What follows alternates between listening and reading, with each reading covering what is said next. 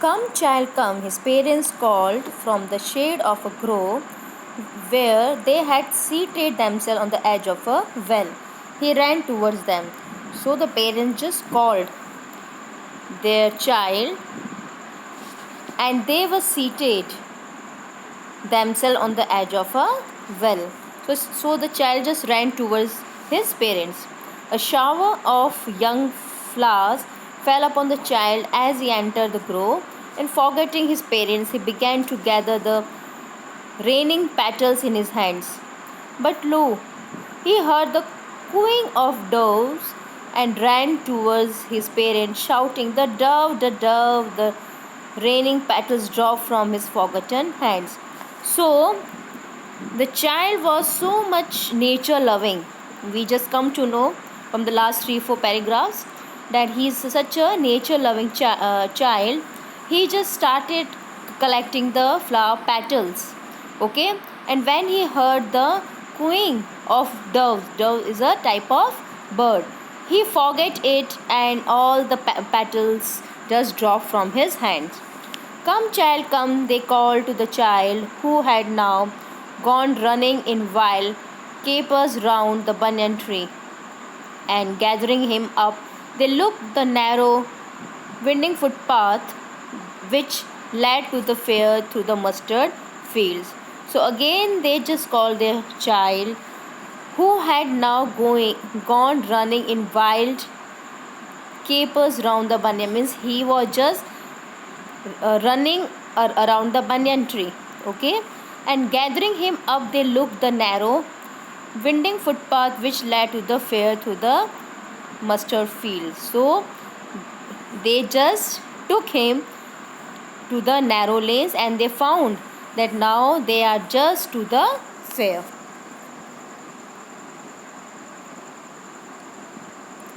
As they neared the village, the child could see many other footpaths full of throng. Throng means a crowd, converging to the whirlpool of the fair. Converging means coming together. Whirlpool means it's not a washing machine, children. Whirlpool means the center of attraction. Means the fair was the center of attraction for the crowd, and felt at once repelled and fascinated by the confusion of the world he was entering. A sweet meat seller hawked gulab jamun, rasgulla, barfi, jalebi at the corner of the entrance, and the crowd pressed round his counter at the foot of an architecture of many colored sweets, decorated with leaves of silver and gold.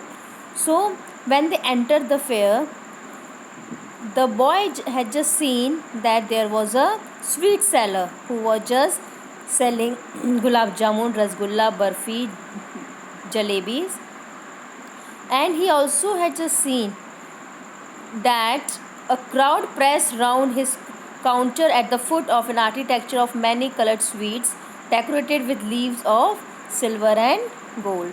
The child stared open-eyed, and his mouth watered for the barfi.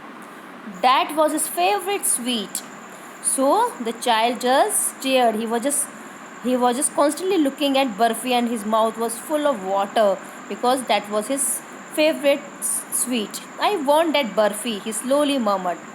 But he half knew, as he begged, that his plea would not be heeded. Heeded means attention, would not be attended by his parents, because his parents would say he was greedy. So without waiting for an answer, he moved on.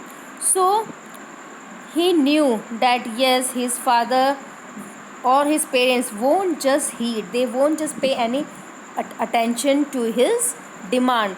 In fact, they would just say that he was greedy. So he didn't move for the answer, and he just keep on moving. A flower seller hawked a garland of gulmohar. The child seemed irresistibly drawn. He went towards the basket where the flowers lay heaped, and half murmured, "I want that garland." But he well knew his parents would refuse to buy him those flowers, because they would say that they were cheap. So, without waiting for an answer, he moved on. So, the next shop was the flower seller. So, what he was selling? He was selling a garland of gulmohur. So, the child was just irresistibly, means he can't control. He was just drawn towards the garland of gulmohur. So that also he wanted, but his parents, he knew very well that his parents would say that those are cheap, and that's why without waiting for an answer he moved on. A man stood holding a pole with yellow, red, green, and purple balloons flying from it. The child was simply carried away by the rainbow glory of their silken colors, and he was filled with an overwhelming desire to possess them all. But he well knew his parents would never buy him the balloons because they would say he was too old to play with such toys. So he walked on further to the third thing which the boy was fascinated by, rainbow color balloons. Okay, so he was overwhelming desire. He had a strong desire to get it, but he knew very well that the parents would just give excuse that he was too old to play. Okay, so without demanding and without asking, he just moved on. A snake charmer stood playing a flute to a snake which coiled itself in a basket, its head raised in a graceful bend like the neck of a swan. So again he saw a snake charmer, okay, who used who just stood there playing a flute, and the snake just come out from that basket, and he just raised his hood or head very gracefully just like a swan, while the music stole into its invisible ears like the gentle rippling of an invisible waterfall. So, when the flute or the music just passed into its invisible ears like the soft rushing sound of the waterfall, the child went towards the snake charmer, but knowing his parents had forbidden means refused to hear such coarse music, means very rough music. As the snake charmer played, he proceeded further.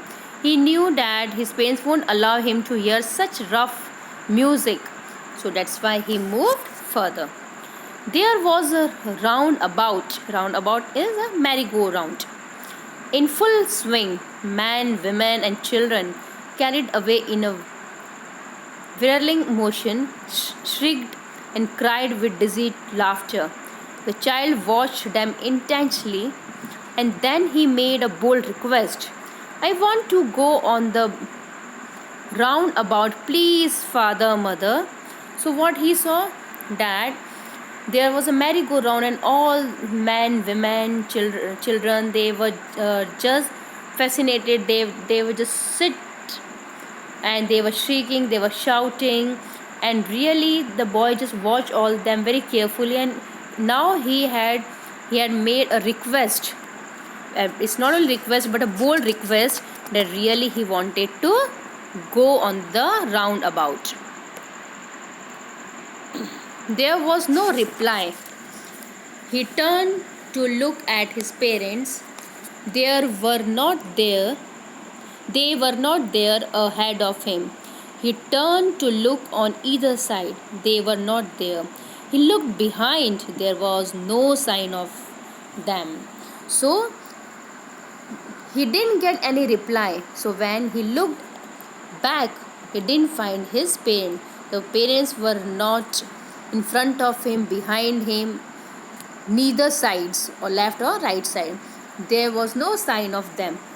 A full deep cry rose within his dry throat, and with a sudden jerk of his body, he ran from where he stood, crying in real fear.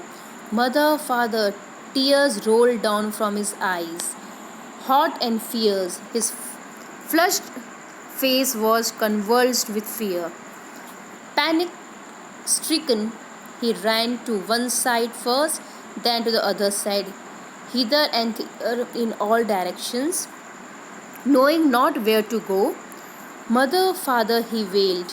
His yellow turban came untied and his clothes became muddy.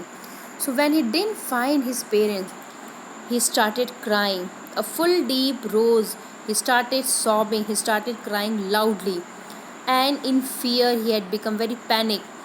And he started just moving from one side to another, hither and here and there in all direction. He started running to look for his parents, but he didn't find.